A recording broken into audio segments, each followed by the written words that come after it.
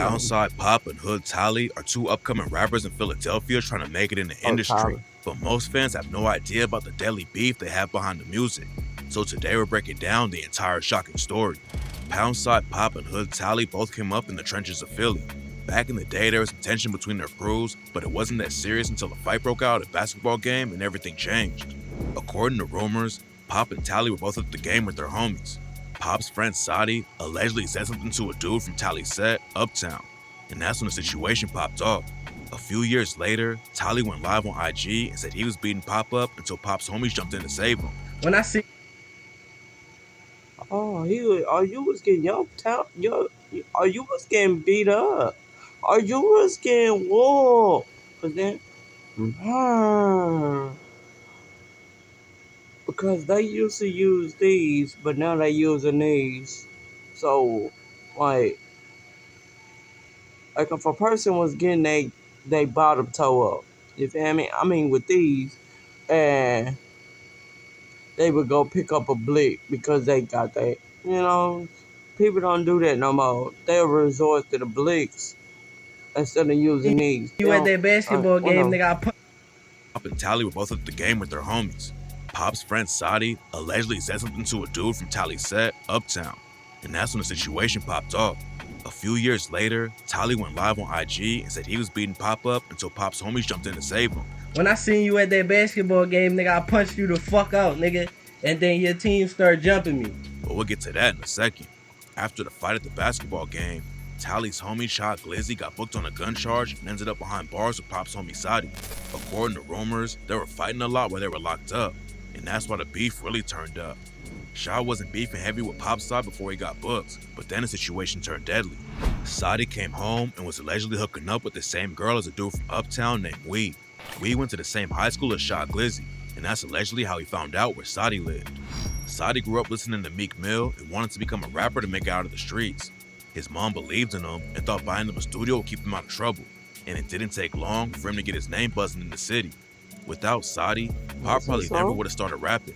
Pop never wanted to hop in the booth, but one day Sadi brought him to the studio and asked him to make a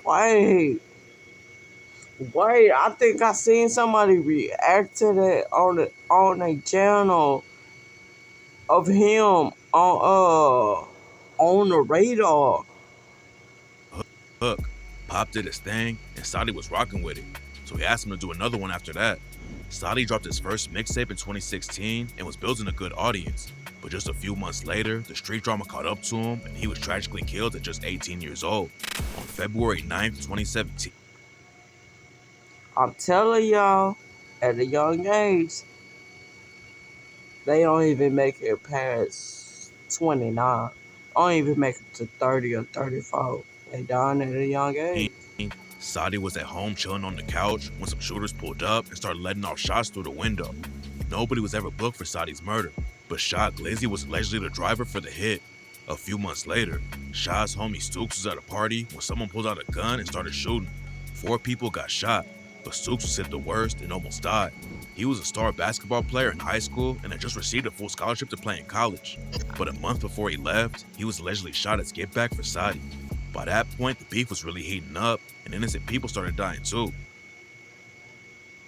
Hey, then I see this probably a different case, because it was one boy that was playing basketball, and but that was no, that was what's the name son? That was Gilly's son. I'm sorry. A dude named Wrong Jalil case. Mitchell was cool with Sadi, but wasn't active in the beef at all.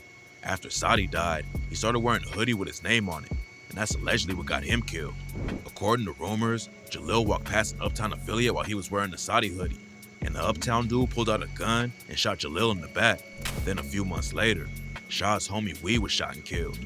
Wee is allegedly the one who gave up Sadi's location, but he wasn't really active in the streets and had just graduated from college. It's not clear exactly what happened next, but Shah ended up getting shot around the same time but survived. Reports say he was locked up for most of 2019, but when he came home, he took the beef with Poundside to a new level. After Sadi died, his crew started calling themselves Zoo Gang. There have always been rumors that Shot Glizzy was involved with his death, and he basically confirmed it when he came home and You had something to do with him getting unalive? and then you put it in a song. Don't y'all know 12 is listening to y'all? Even when you're on IG, on every platform, 12 is listening, bro. And y'all putting it in y'all raps, bro. College. It's not clear exactly what happened next, but Shaw ended up getting shot around the same time but survived. Reports say he was locked up for most of 2019, but when he came home, he took the beef with Poundside to a new level. After Sadi died, his crew started calling themselves Zoo Gang. There have always been rumors that Shaw Glizzy was involved with his death, and he basically confirmed it when he came home and dropped the track No Lag and rapped. Niggas keep talking about bodies. I put the zoo on the map. And you wanna meet the Lord? That's a fact. Cause ain't no time frame for that. Why you keep talking about gats? It's rap. Either way, we turn to a pack. Just ask. I'm smoking Zoo, we can match, no lack. Shaw was putting pressure on Zoo in the booth and in the streets, and it was only a matter of time before everything caught up to him. On June 7, 2020, two Zoo affiliates allegedly caught Shaw lacking and shot him to death. According to rumors, one of the shooters was related to Sadi, so taking Shaw was personal for him. After Shaw died, Zoo Gang started dissing him like crazy. Like on the track Zoo Gang Soldiers, when Pop raps, all these bitches around the gang trying to steal the lingo. Shaw runs, bitch, that's all the gang smoke.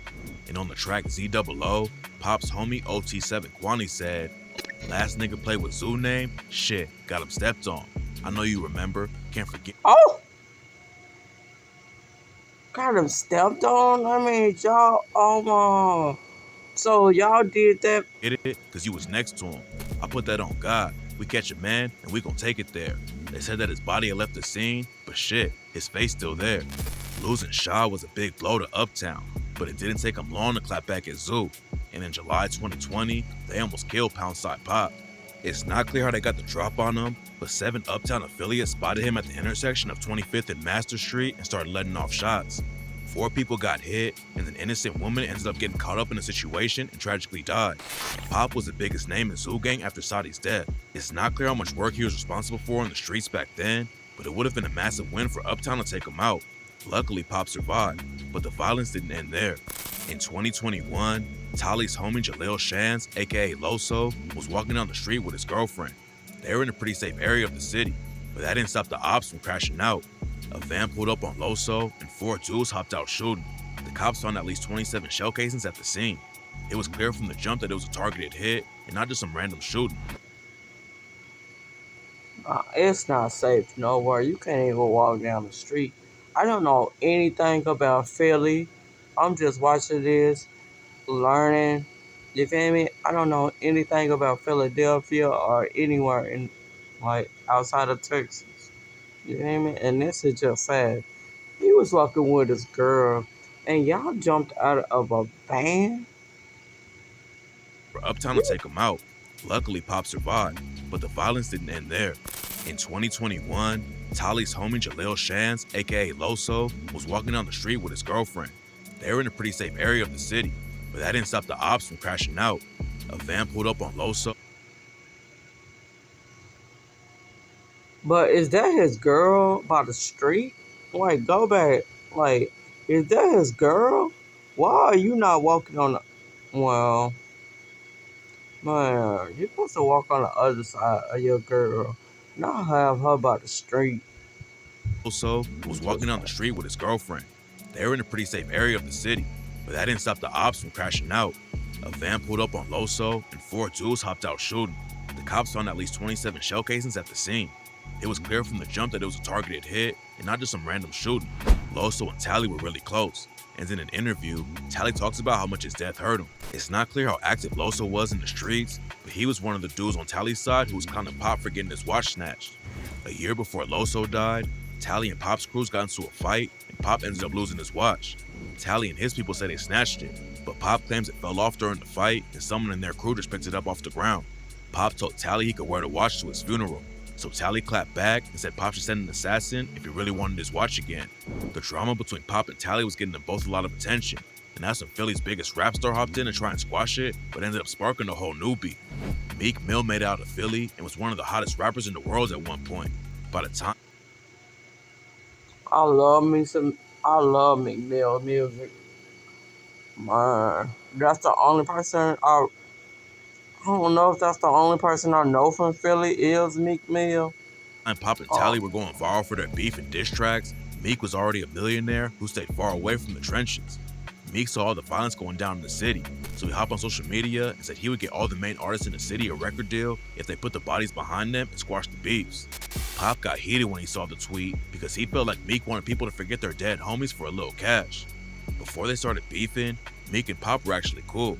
Pop's first big track was called On Some Shit, and after it blew up, Pop ran into Meek at a birthday party. Then when Pop went out to LA for the first time, Meek sent over a contract and wanted to sign him. Linking up with a superstar like that could have been huge for Pop. That's a But good he says that idea. Meek only wanted to give him 10K. I'm like, all right, fuck, I sign with you, nigga, for sure. But when the deal come, it's for $10,000. You know what I'm saying? $10,000 deal. I'm like, oh, what the fuck? Pop knew that he couldn't do anything with 10K. He was trying to leave the street drama and stay in LA, so 10K wasn't gonna do much for him.